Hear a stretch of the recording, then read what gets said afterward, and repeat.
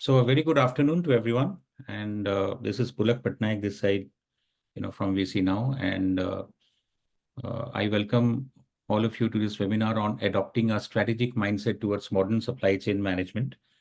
We are really thrilled to have all of you here today as we explore the dynamic world of supply chain and shed light on IIM Ahmedabad's prestigious executive program in supply chain and logistics management. So in today's rapidly evolving business landscape, you will all agree that effective supply chain management has become very crucial than ever. The global marketplace is constantly evolving, presenting new challenges and opportunities for organizations.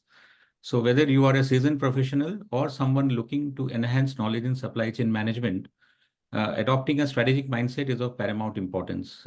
I'm sure all of you will agree. So throughout this webinar today, we will briefly discuss the key principles and strategies that underpin modern supply chain management. We'll also explore how organizations can leverage technology, data sustainability practices, and strategic thinking to optimize their supply chains, reduce costs, enhance customer satisfaction, and ultimately gain a competitive edge in the market, because that is the key, for all of us who are into the supply chain, trade. We are quite excited to introduce you to the executive program in supply chain and logistics management, which is offered by IIM Ahmedabad. This program is designed to equip executives and professionals with the skills and knowledge needed to excel in the field of supply chain management. Over the course of 6 to 8 months, participants will engage in a comprehensive curriculum that covers various aspects of supply chain and logistics, including demand forecasting, inventory management, transportation and supply chain analytics, and even supply chain sustainability, which forms a very integral part of the program. The program combines academic rigor with practical insights, ensuring that participants are well prepared to tackle real-world supply chain challenges. And of course, taught by renowned faculty members from IIMA, this program provides a unique opportunity for networking and learning from the best in the field. So we are extremely delighted to have amidst us the key speakers of today's webinar, who are the program co-chairs of the supply chain and logistics program. Allow me to give a brief introduction of the esteemed speakers. So I would first introduce Professor Devjit Roy. So Professor Roy is an institute chair professor in the operations and decision sciences area at the Indian Institute of Management, Ahmedabad. He holds a PhD in industrial engineering and an MS in manufacturing systems engineering from the University of Wisconsin-Madison, besides an MSc engineering from the Indian Institute of Science, Bangalore. He is also a visiting professor at the Rotterdam School of Management, Erasmus University, and Stephen M. Ross School of Business, University of Michigan, where he is actively involved in both teaching and research in the broad areas of operations and logistics. At IIM Ahmedabad, he serves as the chair of Research and Publications Office and founding co-chair of the Center for Transportation and Logistics. A warm welcome to Professor Roy. Professor Chetan Soman, let me introduce Professor Soman. Professor Chetan Soman is an esteemed faculty member in the Production and Quantitative Methods area at the Indian Institute of Management, Ahmedabad. He has pursued Masters in Industrial Engineering and Operations Research from IIT Bombay and PhD in Management and Organizations from the University of Groningen, the Netherlands. He has presented and published a number of papers and articles at national and international conferences and journals like International Journal of Production Economics, International Journal of Production Research, and European Journal of Operational Research. His current areas research are food supply chain management, advanced planning and scheduling in process industry, simulation modeling of healthcare systems, shipping and port operations management, and disaster management at places of mass gatherings. I would not take too much of time. I would now request our esteemed speakers to take the session forward. And post this, we will have a Q&A session as we end the webinar. You can keep your questions ready, and if you have any queries meantime, you can post it on the chat so that we can respond it during the Q&A session. So over to Professor Devjit Roy. Well, thank you so much, Pulak, for the warm welcome and introductions. Am I audible?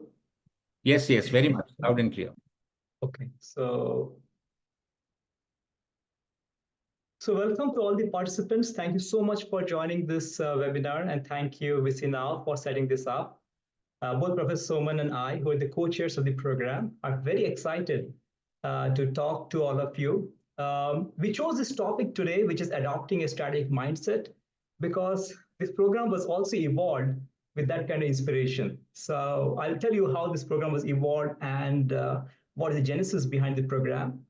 So what we'll do is that before we dive deep into this webinar and talk a bit about it, let us both introduce ourselves, a bit of our work. I think already Pulak did a fascinating job, but if anything, something we would like to say, I think, IIMA has been there for quite some time. You all know it is there for like maybe 60 years or so. So this research pedagogy is very interesting because our lot of research inspiration comes from the field. And specifically, much of my work in supply chain logistics, whether it is transport management or warehousing, or restaurants or container terminals or e-commerce order fulfillment, we don't do just theoretical work. Our work is inspired quite a bit with practice. So we really want to ensure that whatever insights we get from research is also kind of conveyed to the interested participants who are like you. So I think with that, I will give the floor to my co-chair, Professor Soman, to talk a bit about himself, and then we can proceed. Good afternoon, everyone, and welcome to this webinar. Thanks, Pulak, for introducing me. Just reiterate what Professor Devjit said, and that is in line with IIMA's slogan as well, Vidya Vinyogat Vikas. And we are always having application orientation. Yeah, so that is something reflected in the teaching, research, and consulting that we do. And personally, I have been involved in training or research or consulting assignments in various industries, food, pharma, currently with some petrochemical, and of course, humanitarian. And when we talk about the program, maybe I will have a word on that as well.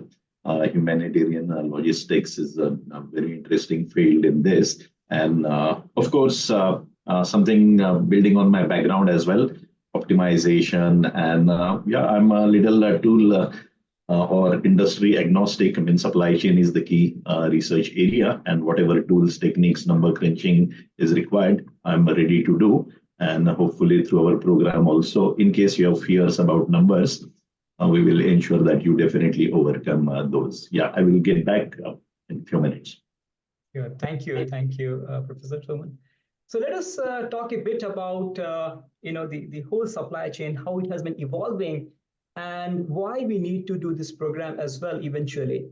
So if you talk about in general supply chains, right, it is not what we're talking today. Maybe even 20 years back, when the first iPhone was launched in early 2000, I think in those cases, our supply chain was started with quite a global footprint.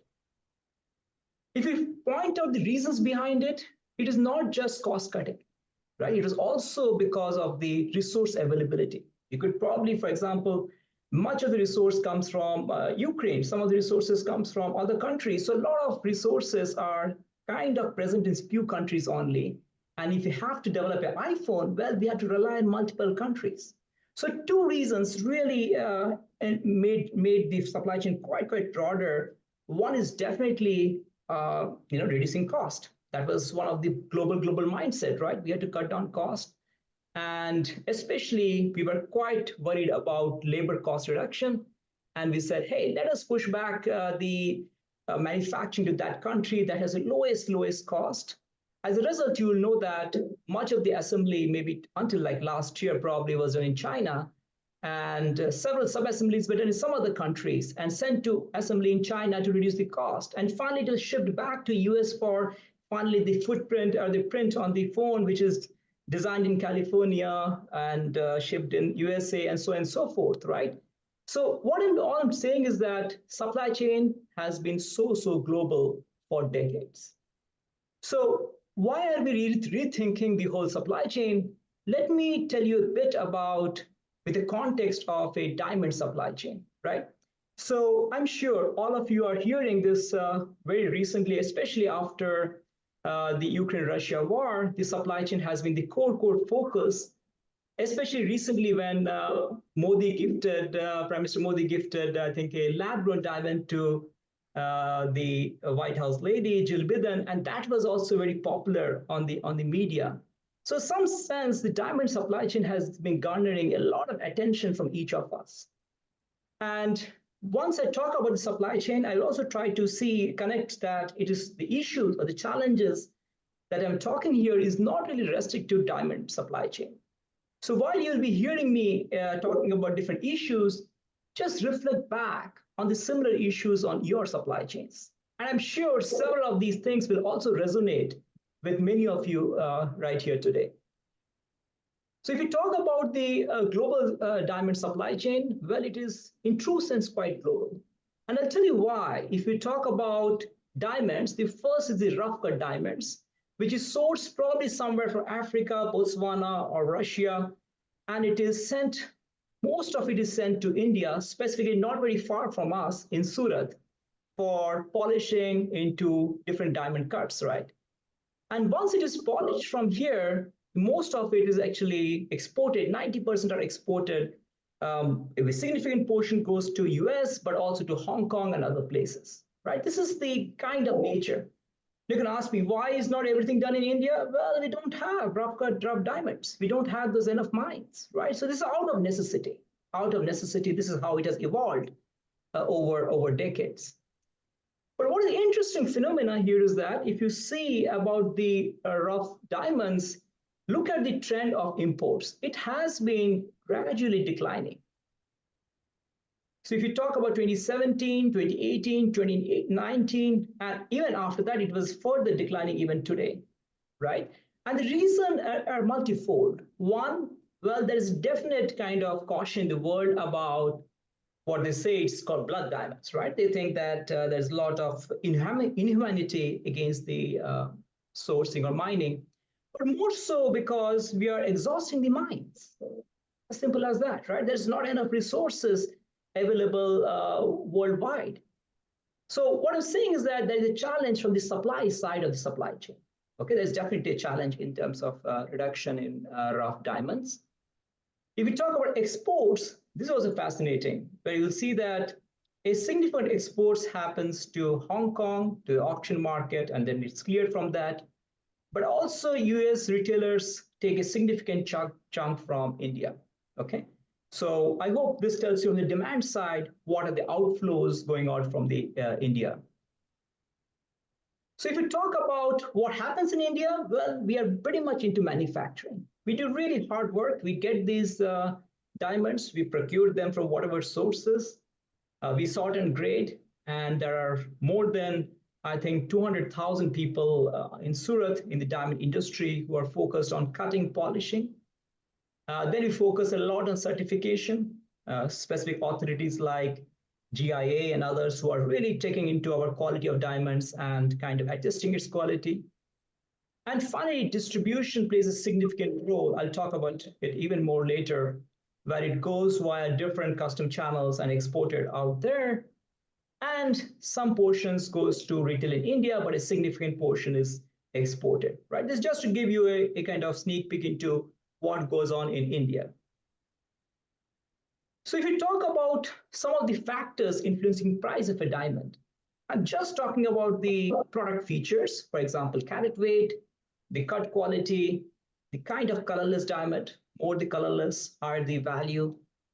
Also the mining source, for example, is a renowned mine, which has more trust, maybe higher quality. How symmetric the diamond is it certified by an authority which is meant for certification? So there are a lot of things, but these only are internal factors. I would like to draw upon these factors over here, right? Why I call this internal? Because a lot of external factors who really affect the price. For example, you had the 2014 economic meltdown. You had very recent COVID-19, and while we were just coming out of the effect, we had the Russia-Ukraine war. And while we are coming out of this war, not yet, we had the inception of lab-grown diamond. So this industry has been going through a series of events that is kind of changing, redefining the whole supply chain. And I'll talk about how the company is strategically positioned to manage this kind of disruptions. It's important for us to understand. Not to mention about the 2008 great global recession, right, where a lot of production was reduced by a significant chunk. People lost their livelihoods. And well, at this point in time, some of the biggest production companies in India spent their time in upskilling their employees. And they also started focusing on end-to-end rough diamond and not just polishing or just cutting. So they started capturing more of the operations part, right? Which helped in decreasing the overall operations cost because they had economies of scale also in this business. Then came the 2014 economic meltdown when there was a global intense recession, decline in demand significant. There was significant inventory accumulation at every particular manufacturing site. That was the time they learned that, hey, we need to manage inventory. Inventories of both the rough stones as well as the finished goods, because a significant working capital is actually stuck in these inventory.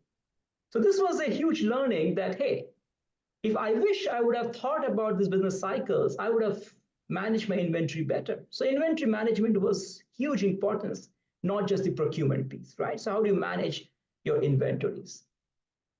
Then came the COVID-19 shock, which was really reflected in 2020, 2021, and part of even 2022. This was a long duration shock.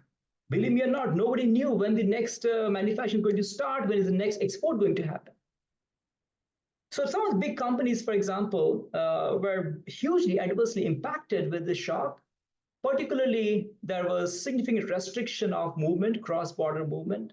We couldn't just import rough diamonds. They were sitting in customs. No clue when the outbreak will subside. Customers were willing to place online orders based on the trust of the company, but there was no distribution logistics, right? So think about the role of logistics also in supply chain. It's not just procurement, inventory management, but logistics plays a huge, huge role. However, that is a different matter that they were able to eventually make Surat as an export, as a custom office, and they were able to move it. But it was interesting that we never thought about distribution. We were working the way we were working based out in Mumbai. But Surat was positioned to export, but they were just not able to do so, right? So I hope this is inspiring you to think that, hey, when you talk about supply chain, we have to really think about a long-term solution as well. We just cannot do the work operationally and try to cut costs every day, but think in a long-term fashion, how would you reposition your supply chain in the face of uncertainties we have been seeing for the last several years, right? And then, of course, came the 2022 sanctions on Russia. As you know, Russia was Alrosa, and there were a few others who were supplying intensely to India. But because of the invasion, US imposed sanctions, and it obstructed how do you pay the money. International banks refused their payment to settle. So it was a significant, massive challenge to also import the rough diamonds from Russian authorities, right? So as a result, what happened? We were in shortage of diamonds. A lot of people lost their jobs. So it has a huge impact on our production and the capacity planning as well. I hope it helps you understand there's a significant element of risk in the supply chain that we have to bake in our decision making, right? That's what we are highlighting. So always in supply chain from the strategy side, there is a demand side shocks, there are supply side shocks, and both of them affect the prices. So as I mentioned earlier, the product price is just based on internal that I showed earlier. There are several external factors which are uncertain at times that will affect the pricing. Okay, so pricing and also the competition side. If there are multiple sources supplying, for example, it could be Botswana is supplying, but another person is not supplying. What are the implications of any of the disruptions on the whole supply chain? So we have to bake this in our strategy, right? So in your strategy, we have to bake and we figure out, well, depending on the time of disruption and the magnitude of disruption, how do you manage the supply chain, both in terms of procurement, inventory, capacity planning, distribution, exports, it goes end to end, right? The situation was not just close, but then we had another issue, which was all about, well, today, many of us are accepting lab-grown diamonds. It seems to be much more sustainable. They're also known as green diamonds. So if the world shifts towards lab-grown, what is the implication on the natural diamond? Should the supply chain should be tuned to now lab-grown? How are we really moving around? There are so many moving pieces here. right? So we have to really understand, especially how to manage competing supply chains and how do you really develop into your strategy, looking to future outlook. If this is what the trend is, how do you diversify your products? How do you really manage your supply chain? And how do you bake risk into your decision making? It matters, right? So just to tell you a bit about some of the strategies that you could manage the supply chain shocks, well, what happens in the future if the lab diamond cost falls significantly? Today, suppose it is cost like $900 a carat, suppose it goes back to $1 because it's technically a product. It is not a natural product. What are the implications of that on the natural diamond? What happens? We start finding rough diamonds in other planets. Well, that will increase the sources of rough cut diamonds. That is fascinating, right? So the demand side will be affected. What happens if you're able to do end-to-end transparency and kind of allay all the ethical concerns that the buyers have? Maybe the demand side is protected then, because several of the customers are quite unhappy to see that diamond is suddenly sourced from a geopolitical reason in the country, and that's causing a lot of concerns. What happens if you give the trust to the customers? What happens if the lab diamond quality improves drastically? You're just undistinguishable, completely indistinguishable from the natural. What's the implications of that? Right? So I hope this is kind of makes you think that as we progress in the future, we have to really think about different scenarios and bake that into supply chain decision making. And it's not just about a single piece of procurement or distribution, it goes end to end, right? So I hope this inspired you a bit to think deeper into one particular supply chain. However, it is not, deception is not just meant for diamond supply chain, right? We saw in every supply chain. So we had the tsunami earlier, which struck the Japan, and we saw even in those days, it's well documented, months and months of production were shut down in Japan and several other vendors. We saw that, right? And 2019 onwards is everything known, right? We had a supply shock, demand shock. We also had imbalance in containers. A lot of movement was happening from China to the US ports. None of the empty containers were coming back. There was shortage of containers in China. There were distribution bottlenecks at the ports. At one point in time, there were more than, I think, 200 vessels waiting to berth at LA ports. We just had shortage of people, shortage of resources, right? So where this is ending up is that, well, you can see that these are, again, the number of blank sailings. It just tells how many vessels didn't even turn up during the COVID times. It was massive, massive. And that also drove the price per full container price to about more than $3,500, which is quite high. Well, this is also not very old, right? I hope you still recollect the Suez Canal was blocked by one vessel. And because of that, hundreds of other vessels had to be rerouted. I think several products, including IKEA, lost years of production here, years of production. So you do not know how the situation is going to to arrive in the future, but all it's need is preparedness, right? And this course is all about that, similar to China's zero COVID policy. Even because of that, much of the Volkswagen production from China has been stopped now. They faced huge issues. Their production was absolutely zero. They didn't have parts. Demand started lumpiness, and it distorted demand signals. So just to summarize the whole kind of situation, however, is that, well, we kind of all understand that supply chain risk is paramount. From the strategy side, supply chain risk is kind of there, and it will be there in different forms, right? But how do you ensure this is baked in your strategic thinking? How is that really reflected in all the supply chain decisions? For example, it could be capacity planning, it could be your way of logistics, it could be way of procurement, it could be your way of capacity planning, or it could be a way of manufacturing operations, all of these, right?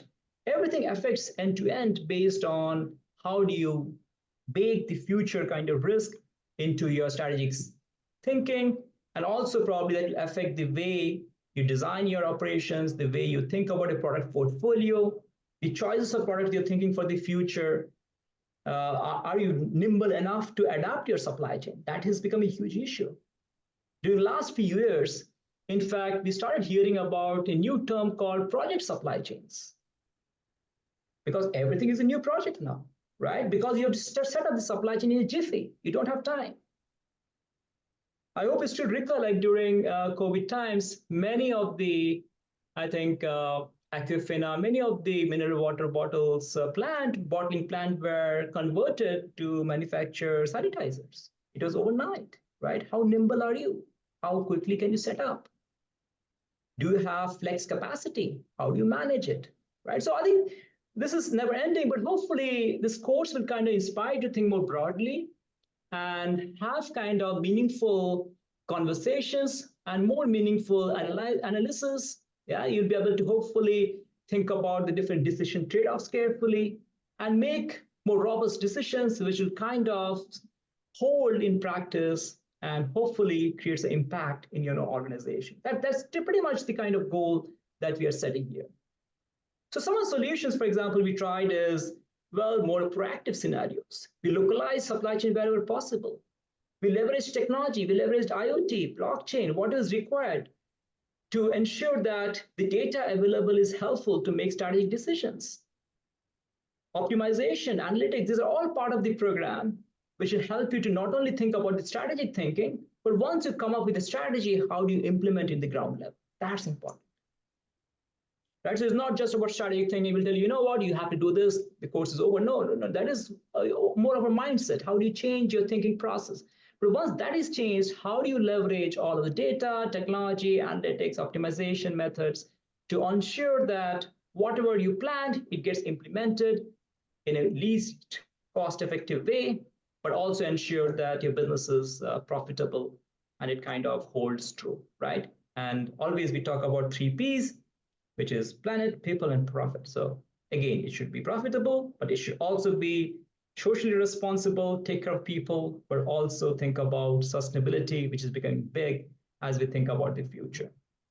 Great. So with this, I will give my floor at the Zoom to my co-chair, Professor Chetan Soman, to take it forward.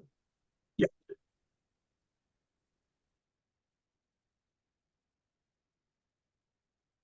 Okay, thanks, Dipjit. As they say, diamonds are forever, but of course, supply chains are forever too, and probably as old as mankind or before that as well. So I'm going to talk about a program at IIM Ahmedabad. Of course, we know some of these trends which are visible on the screen. Dipjit talked about global supply chain. But of course, we have many organizations which are looking only at the country, within country supply chains as well. Our diamond supply chain illustration today on one part was deliberate as well, and has something to do with the pedagogy that we use. It is participant-centered methods that we use, predominantly IIM Ahmedabad's famous case method. I'm not sure how many today are aware of, in our webinar today are from Diamond, probably none. But that's the thing. Empirical observation is that most of the times we try to find solutions within our company and at best within our industry. We hardly go beyond it. And empirical evidence suggests that on occasions, those solutions could be just around. So this diamond supply chain example was very interesting. And I'm sure most of you would have drawn parallels to your industry. Yes, value of the product is very different, but some of the challenges are common. Of course, those peculiarities of the industries are very crucial. And but there are some common principles and solutions around, and that is one of the key method at our end. When we are industry agnostic, we will have examples from diamond. We might talk about gold. We might talk about oil, food, iPhones. We talked about so we are not catering to any one particular industry as such. So that is one part. A little history about this program. IIM Ahmedabad was the first one to start a executive education program on logistics management way back in 1980. And the first one on the supply chain management in the country was also at IIM Ahmedabad. That was in the year 1995. And just a little general knowledge thing, in case you haven't heard that before, the term supply chain management was coined only in the year 1989. And of course, the question some of you would be asking, what was it before and what has changed? Yeah, so it's again more about the mindset, and to put it simply, because I was one of the participants from that first ever course in the country in 1995, and I will just put four words, four phrases which my professor had used then. It was coordination, partnership, integration, and trust. Yes, there are supply chain entities, various players in our supply chain.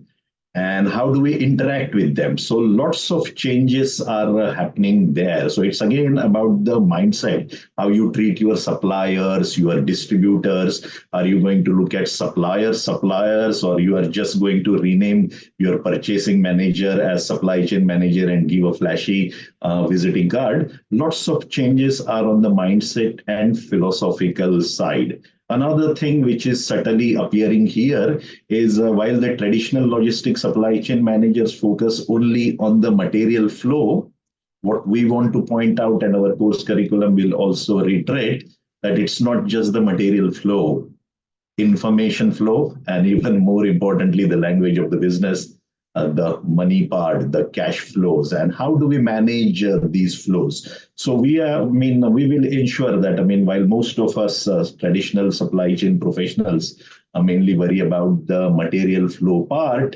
well, how do we integrate the other flows? Because management made easy is honestly, again, or supply chain made easy is managing material flow, information flow, and cash flow. How to look at it in an integrated way.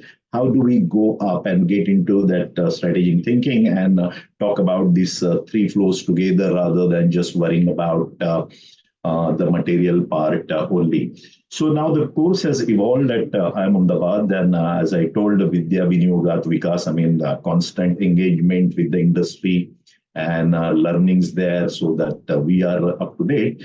And this is the second iteration of this blended learning program that we are talking about. And over the first one itself, we have made two changes. And one major one is in this one, there would be some evaluations. Of course, IIM Ahmedabad, many of our students know that A is for academic rigor, that anyway is there. But to take it to the next level, in this executive education program also, we have added evaluations. And the sessions would be online, like the one it is happening now, interactive, and in synchronous mode during weekends. And mainly IIM Ahmedabad faculty, we might have few guest speakers, but predominantly IIM Ahmedabad, the faculty members will be there. And another change is the certificate that you get. The first batch got certificate of participation. This second batch, because there are evaluation elements there, will get a certificate of completion. So that's the broad change, and of course it has implications for the curriculum as well. So this is a modular design, and we have 6 modules. The first one is really the strategic thinking. Of course, while our vision mission statement will have all of those cost, quality, service, risk, innovation, technology elements, and it appears that every company wants to be number one.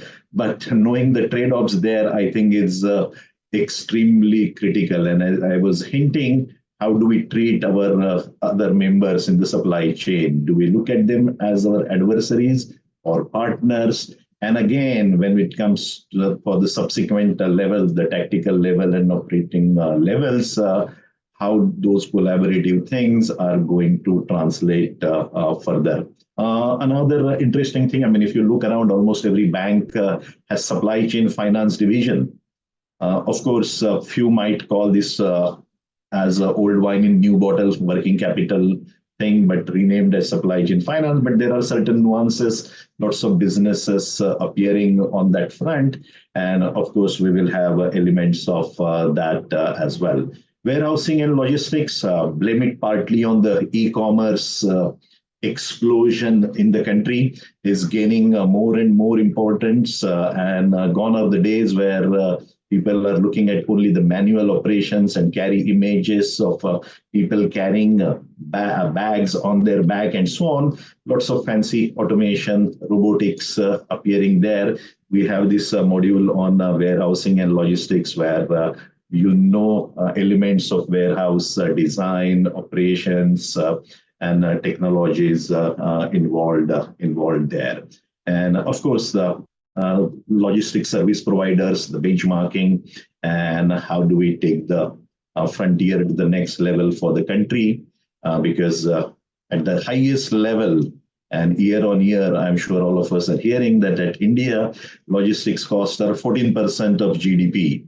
And there is a high level push that we want to get it to less than 10%. So lots of things are happening. All of us can easily see transport infrastructure improving. There are implications for every stakeholder here. Yeah. So again, mode choices might also change. And some of those are definitely the topics for discussion in some of the cases there. The third module is on the supply side, procurement, risk management, yeah, our suppliers in China or other parts, and do we look at insourcing again, outsourcing,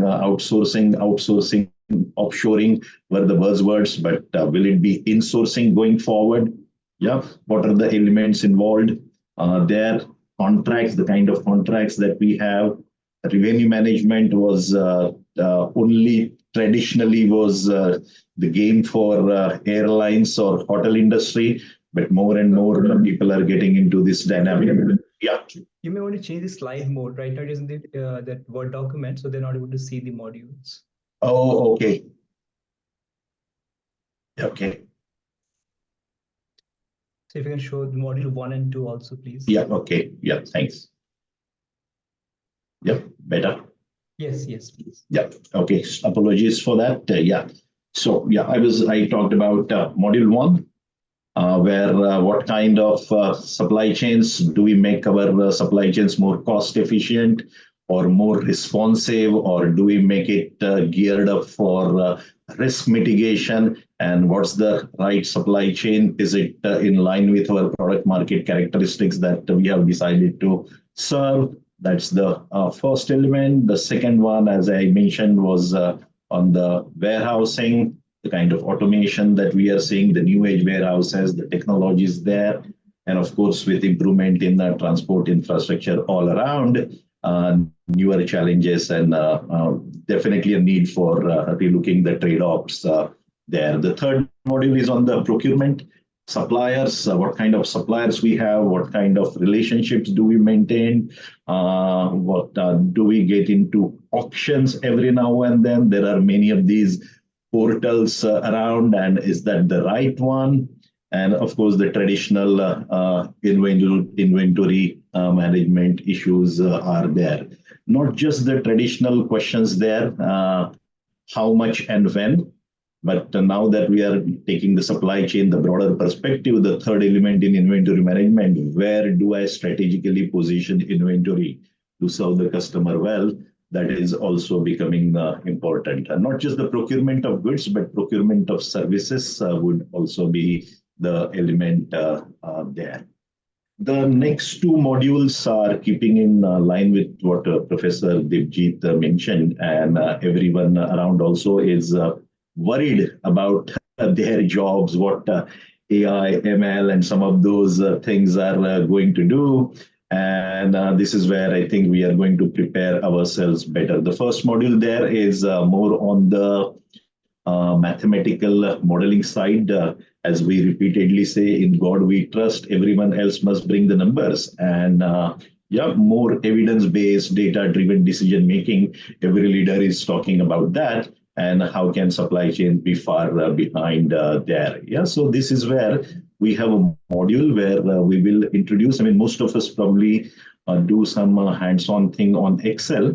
Of course, we will have some Excel-based thing to appreciate the modeling which is possible. But as you would also acknowledge, Excel-based modeling might not be good enough for our commercial problems and so on. So this is where we will be introducing to some commercial softwares. I mean, Simplex is appearing on this. There is Gurobi. But idea is that we won't be afraid of this. So the initial hands-on thing to appreciate the model Excel, but if we want to take it to industry problems and handle the complexity there, we should be aware of those commercial tools available there.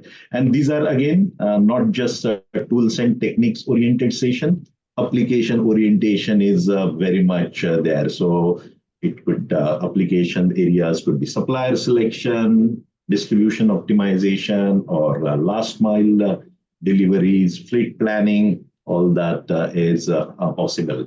And the fifth one is on the analytics side, where we evaluate role of IoTs, blockchain, any emerging technologies, and of course, this we combined with some data analytics thing, and how can we make use of simulation models to mimic the reality. I'm sure most of us would have heard the term digital twin. For everything we do physically, there is some digital twin in the making.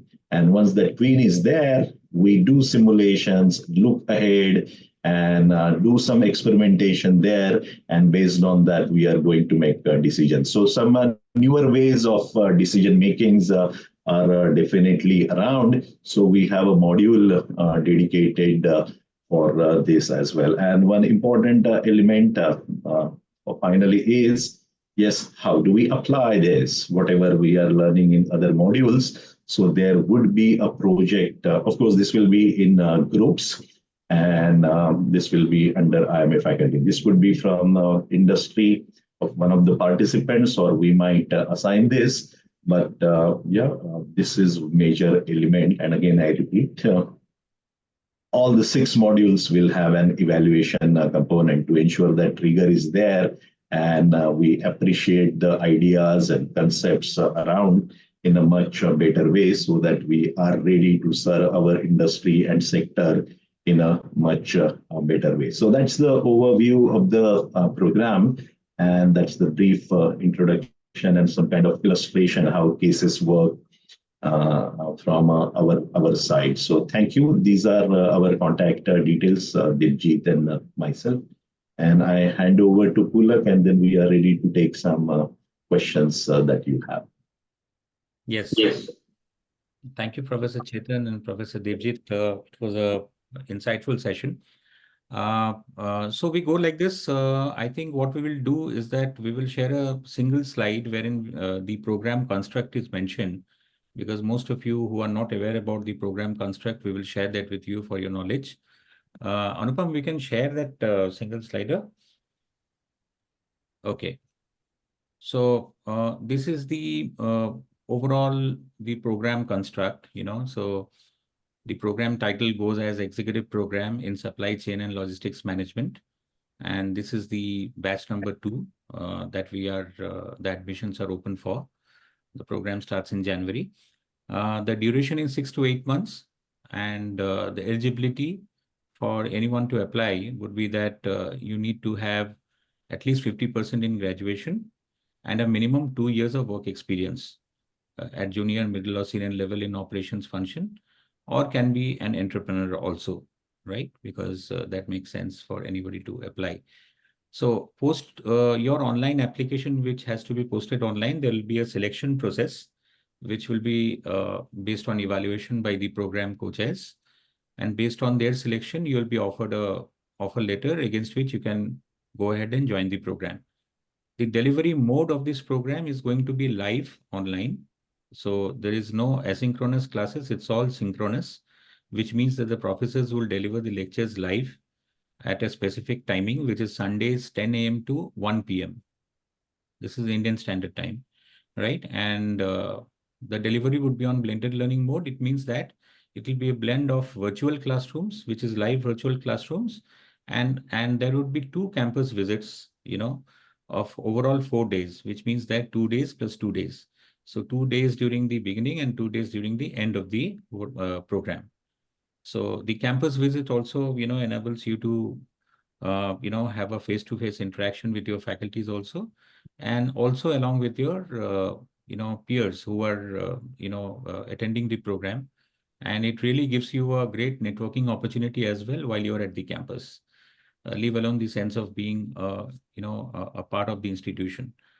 Last date of application is Jan 8. This is the upper date. Of course, seats are limited, and, we encourage early applications. Your first, the program actually starts during January 22 and 23. So this is the first campus engagement that you are going to have after the selection process is over. The application fee while you apply online would be 2000 plus GST, 18% being the GST component. And the program fee is 3,50,000 plus GST, which can be paid in 3 parts, 3 installments. So it will be an installment breakup.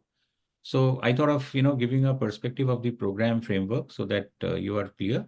So for all of you who actually do not have a copy of the brochure, many of you would already have it. So post the webinar, you will receive a mail confirmation along with the entire details of the application link, the brochure and everything. So all doubts, will be clarified. We will also extend you a number wherein you can contact and, have your queries finished. So right now, what we will do is that we'll have a Q&A session. So I would request, you can raise your hand and we will go one by one. We'll maintain a decorum of response. So time is limited, but we will try to cover up as many as we can. But many of the overflowing inquiries, we will try and respond to you after the webinar also, right? So, Prajakta, if we have any relevant question, I think most of the questions Professor Devjit had been responding to.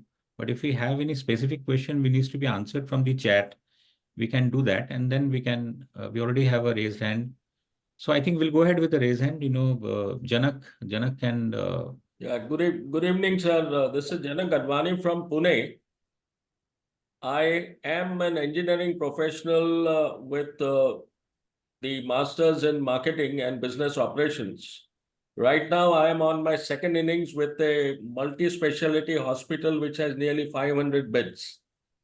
Now, this is a total change of functions that I have been doing for the last 40 years, but I'm enjoying it for the last 2 years. And we handle practically everything that the hospital needs except the pharmacy. We are a service center to the whole of the hospital, 24/7, 365 days, including logistics, which includes hospital vehicles and 6 ambulances. Now, I would like to have an honest opinion from you that would this program have some parts which would be of interest and which can address this service sector and to an extent, not very personal, but to an extent, hospital management. Because the objective of my joining this program is twofold. One is to gain from what is current, what's happening in the industry, because my background is engineering, whereas this is service. Second, I have a team of 15 people whom I would like to train subsequent the program that I attend, because I will be attending on behalf of the hospital, which is also a charitable trust hospital. So the objective is twinfold. So I would like you to address these 2 questions, sir. Shall I go ahead? Yeah. Okay. So I think, first of all, congratulations, very interesting role that you mentioned, very nice. I would say one module that may be directly applicable one is, of course, how to manage the risk of operations. I think we talk a lot about supply chain risk, how to manage disruptions and ensure continuity, which you said 24/7, 365 days. And the second module is also what is helpful is on the inventory management. I know you told about pharmacy you don't manage, but probably you still manage some of the disposables and other kind of products for the hospital. including your staffing operations. So some of that can also be dealt under the inventory module. So I think these two modules are particularly useful. But however, in the future, if you think about having depots for your logistics, where to park the particular uh, ambulances, how do you ensure the ambulance reach to the patients in flat 2 to 3 minutes? How do you do the network design? Those are something we have cases on that. Especially we talk about, how do you ensure the EMS service? Where should the ambulance be placed? So I think some of the operational ambulance routing, ambulance response, inventory management, strategic thinking, managing disruptions, maintaining continuity of business operation, these are all helpful. Chetan, you want to add something? Yeah, I echo what you said. I mean, but I also want to say that this is not for hospitals. So this is for all the industries. And like Debjit mentioned, there are many common threads. And to put it in one phrase, essentially we are talking about time responsive supply chain. And on the pharmacy side, again, time responsiveness might come from the availability of the medicines and so on. So, I mean, these are common threads, and I'm sure you will have examples from other industries. We will have some thing from healthcare and pharma sector as well, but not explicitly, because this program is not explicitly for hospital management. But yeah, I think it would still be useful.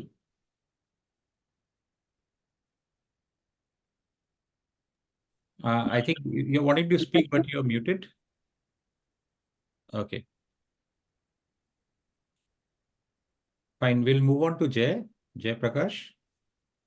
Yes, sir. First of all, good evening and thanks for this insightful session. It's really a good one. And I'm working as an operations manager since last 13 years. So just I wanted to understand with the revolutionary changes which is happening in supply chain and operations, we lot about digital transformation. So are we going to cover this into this session? Because there is something I have seen in as a part of data analytic as well as IoTs, but nothing specific mentioned. So I just wanted to get clarity on that. So. Yeah, I think we have in every module there is a bit of focus on supply chain digitization. When Professor Chetan talks about strategy, or I talk about logistics or warehousing, I think invariably the adoption of technology in terms of either blockchain or IoT.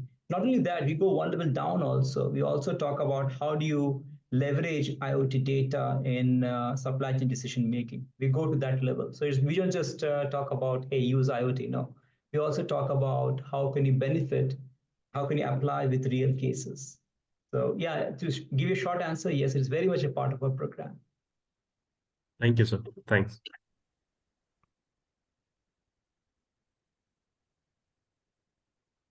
I will take up a general thing which I spotted. Maybe Devjit responded, but I couldn't scroll through everything.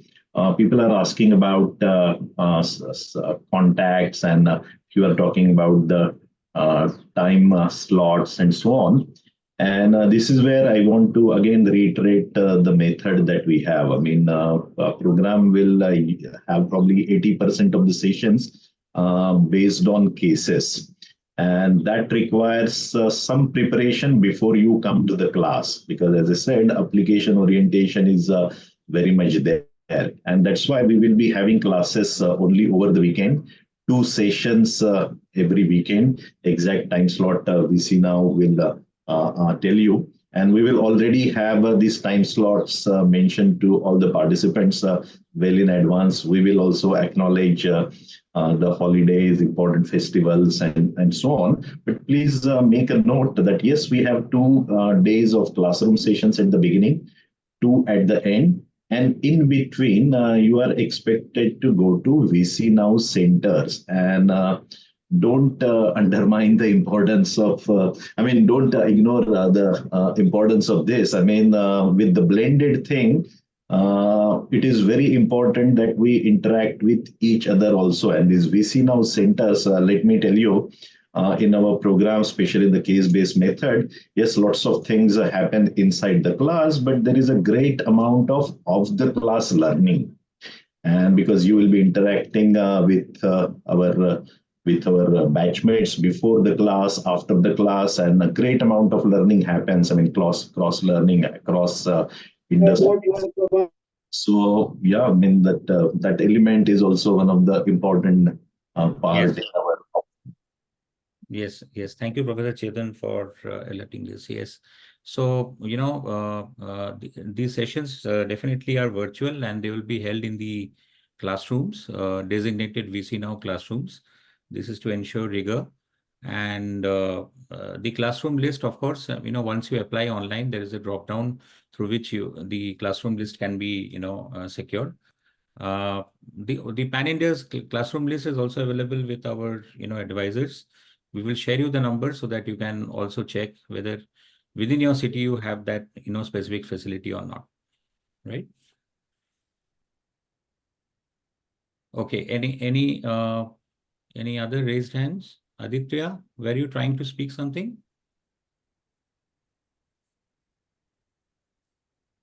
No, I've got the answer, but I was just Okay. just typing in the chat box. Thank you so much. Okay, okay. Anybody else has any further queries on anything? Sir, I have one question. Yeah. Yeah, I want to ask you whether any software like SAP or ERP or any other advanced softwares will be taught in this course during the course. No, we focus more on more of conceptual learning, and conceptual learning is driven via simple softwares like Excel. For optimization, we have several other softwares we'll be using. For network optimization, maybe we use a different software, but not transactional softwares like ERP. You want to add anything, Professor? No, this is fine. I mean, yeah, the industry specific things. And there again, this is not a program on introduction to those. Yeah, so it's more about the concept and preparing for the senior level positions. And but at the same time, be aware that there is something called simulation. There is something beyond Excel and Excel solver. You might not be doing it, but these things are aware. I mean, first level, I think maybe we can blame it on our industry, but first level is that. But of course, the project component will allow if someone wants to pursue those possibilities are definitely there. But we don't want to push everyone through that. Right. For example, last batch, several people wanted to use R and Python for the analysis. They did it. So we don't stop. It's just that what is required. Some faculty will use a particular case. In that case, may require simulation software analysis, or it may require a system dynamics model. In that case, they will use their corresponding software to explain the concept. Yeah, I hope it answers your question, Jayaprakash. Yeah, sir, I have one more point in addition to my previous question. Am I audible? Yes. I want to ask whether this course, which is duration is 6 to 8 months, whether I can consider this is a basic conceptual course of supply chain, or otherwise it should be an advanced level of like a master in supply chain management, like some masters are there in the industry. So whether it should, because I have around 15 years of experience, I am handling procurement. So I want to understand whether this will be like a masters in like a more advanced level of procurement a course, or just a for basic idea course, like for a freshers or with 4 or 5 years of experience guys. Yeah, maybe you can take it, Professor. Yeah. So, I mean, first of all, clarification for legality purposes, this is not a master's course. This is a certificate executive education certificate course. And while we have said only 2 years of relevant work ex, it doesn't mean that it's only for youngsters. I mean, we had in the first batch someone with 33 years of work ex also, and that's also because of our reading of the industry. Very little formal education in the domain of logistics and supply chain management overall in the country. And our endeavor is to help the industry as well. So we are not restricting ourselves to youngsters, because if this training and conceptual interventions need to happen, these need to happen at all levels. So in the past, I mean, in similar programs which are physically on our campus, we have seen people coming from different levels in hierarchy also. Because if you just talk to the top, Well, it also needs to percolate down as well. And companies very wisely decided that they are going to have people from different level, because if you want to pursue certain ideas or be open to new ideas, new technologies, if you want quicker implementation, it's very important that we get everyone on board as early as possible. Yeah, but it's definitely not the entry level program. And yeah, while we are open for youngsters to join, but relevant work ex. I mean, they have worked in this industry. We are definitely here to help them probably move on that fast track. Okay, thank you, sir. Anirban, you would like to go ahead? Yes, sir. Good evening. Uh, I am in pharmaceutical sales for past 12 years, and this supply chain management is one area of interest of mine. So I want to step into this supply chain department. So how this course will help me? I just wanted to know whether this course is for me, well suitable for me, because I am having a liking for this industry, and I want to grow in this industry. My sales experience will be there, but I want to come to this supply chain industry. So how this course will help me? Shall I take it? All right. So anyway, first of all, thank you for joining this. It really shows you're excited about this course. So let me tell you a bit about it. So this course, what we're not, of course, we don't have any campus placement for this course. Okay. So what we do through this course is give you a kind of nuanced understanding of supply chain. I think the word nuance is better because it's not a straightforward interactions, right? So cases are always have dilemmas, always challenges. So through the whole 6 month journey, you'll be able to understand a supply chain problem. You'll be able to dissect the problem. You'll be able to analyze it with the tools that we provide to you. And you'll be able to come up with a reasonable solution, which hopefully will take care of the current, but also more robust for the future, right? With all the pros and cons of the decision making. So I think it will give you a supply chain mindset, right? Which you'll be used to, well, if you want to move to supply chain job or a supply chain function, I think it will definitely enable you. Will you get it?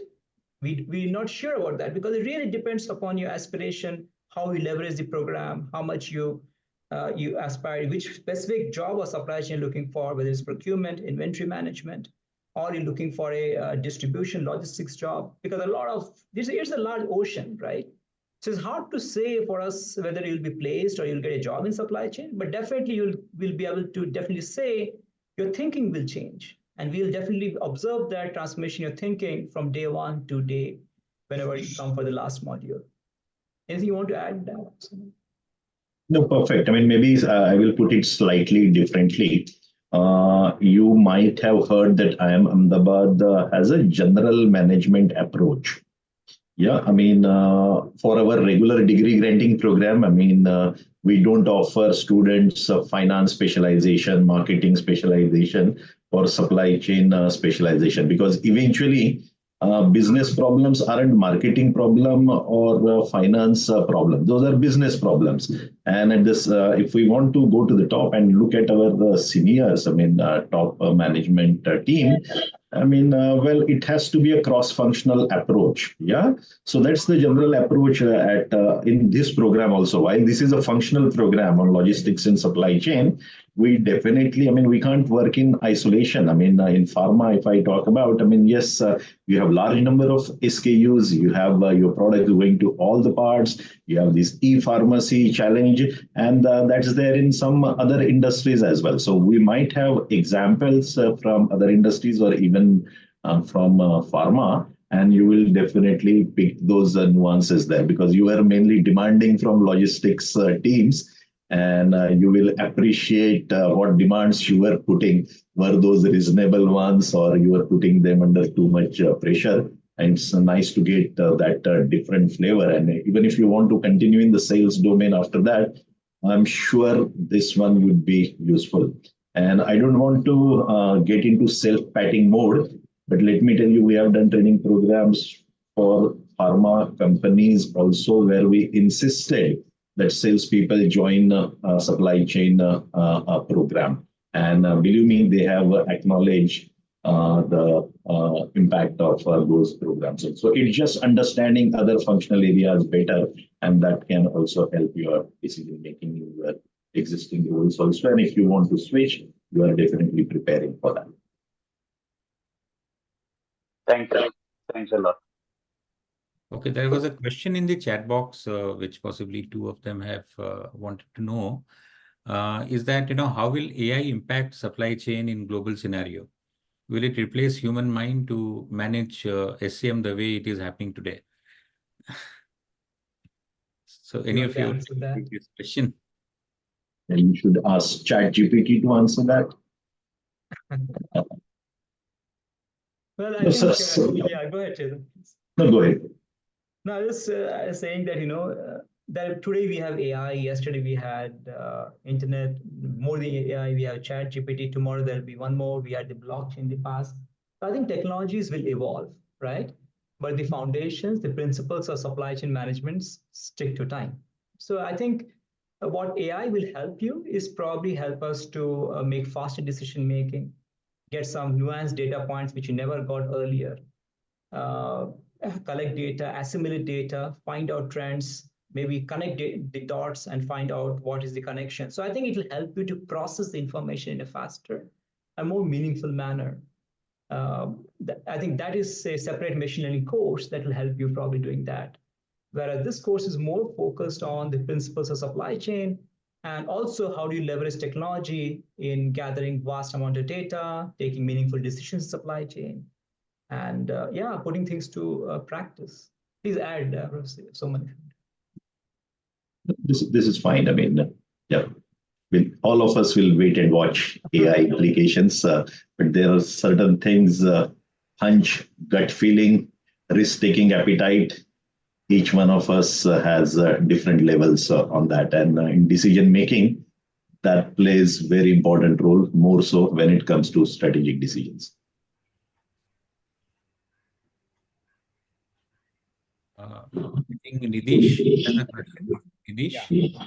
Hi, good evening. Thanks for sharing the information. I just want to know what is the kind of what is the percentage of time is dedicated towards the logistics, as logistics and supply is the two different things, and how much is part the supply logistic is a part of supply chain, but how much is the core logistics part is covered in this program?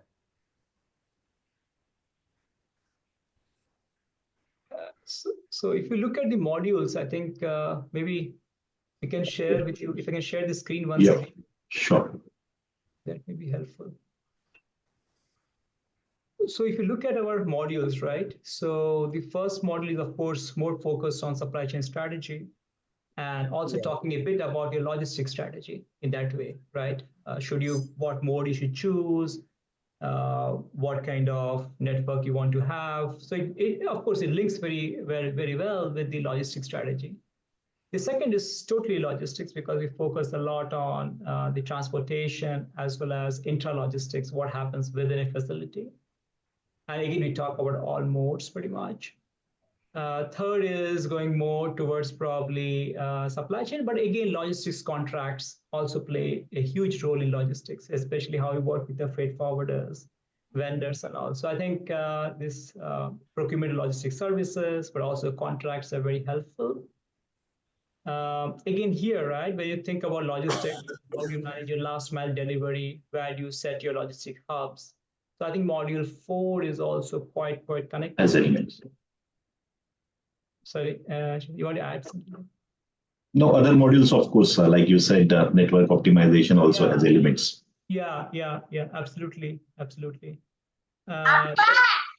Then you also have analytics. This is again relevant because you're collecting a lot of data from IoT and other sources in logistics, whether it is inside the facility or outside. So I think these will be quite helpful. And again, you can choose a project in logistics. So I think if I have to say, maybe one module, the supply chain, the first may be a bit thin on logistics, but all the other modules, I think, has a lot of role in significant portion logistics. And some modules dedicated to logistics, of course. Does it answer your question? Thanks. Yeah, thanks. Sure. And what is the kind of average professional experience your last batch has? Anybody can share that from VC now? Yes. So Shomak, Prajakta? Yeah, the last we do have the last batch profile, like with an average working experience of more than 15 to 20 years. Between 15 to 20 years. So it's a band. If you take the average, it would be Yes. around, 12 to 15 years. That's the average out, Yes. The lowest was 2 and the highest was 35. Yeah, yeah. Okay. Thank you. So I think it had been a very diversified kind of a, batch. So youngsters and even people with very high experience have, been a part of the program because it really, meets up the expectation of both in a way. I will tell you, some of the older participants were one of the most enthusiastic participants also. So Absolutely. There were people from IT sector serving logistics and supply chain domain, consultants also. all right. I think people are leaving, so I think we should probably Yes. close it. I think one, last question we can take from the chat box. It was like Anirban who had actually commented that can you talk about the sustainability part because and its impact on the supply, because I think sustainability is also a part of this program. Right. And how much of it would be kind of a coverage in the program itself?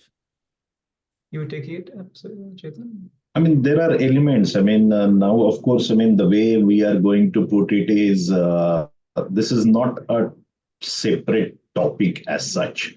Everyone needs to worry about sustainability. If we want to make this place a better place for our kids, grandkids, no decision, no function can keep sustainability separate. So whether it's the procurement decision, mode choice decision, the technology choice, or the distribution network that we have, all the decisions are definitely sustainability angle is there. Of course, explicitly you want to talk about, then of course, sustainable procurement, ethical procurement are definitely the things there. But then the other part also, because we are not taking care of the environment, maybe because of that, we are seeing more cyclones, hurricanes, tsunamis, and so on. So there are elements of those humanitarian logistics also, which are there and growing in importance because we are seeing many of these things hitting us because we didn't take care of environment properly. So there are elements and lots of cases explicitly talking about sustainability. But as I said, every decision for that matter needs to bring sustainability angle as well. So there are elements. Just to add to that, for example, we have also models of inventory management, right? And especially for perishables, we talk a lot about how do you minimize food wastage, how do you take care of perishables. This is all, again, part of the sustainability kind of focus. So I think I'll go back to what Professor Soman said. It comes in bits and pieces in pretty much every decision making. So I think, if we have any further queries, of course, you can get in touch with our program managers and they will also in turn help you, to pass on the queries to our professors also, and we will of course get back to you. I would like to, thank Professor, Roy and Professor Chetan Soman that you rendered your valuable time today despite your very, very busy schedule for this webinar. And thank you so much. It was very insightful. And I'm sure most of our participants would be inspired to discuss further on the program. So, and thank you audience for coming in, the response has been very, very good. And, the contact number is mentioned on the screen. You can note down the contact number of our program manager, Mr. Somak Ray, and these are the two numbers and the email ID. Please touch base with us. And you can expect the brochure and the other details over mail for all of you who have logged into the session today. Thank you so much and have a nice weekend. Thank you, professors. Thank you so much. Thank you all the participants. Thank you all. Thank you. Looking forward to see you in the classroom. Yes, See you. absolutely. See you. Very much. Bye. Thank you.